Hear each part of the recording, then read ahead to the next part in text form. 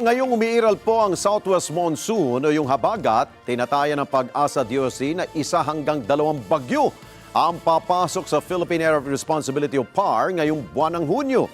Una nang nakapasok sa PAR ang bagyong Domeng noong May 29 at lumisan ito noong 1 ng Hunyo taong kasulukuyan.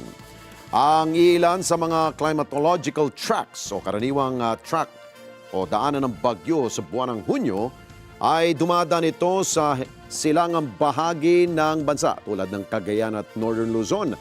Bago ito magkaroon ng recurving patungong Taiwan at Southern Japan.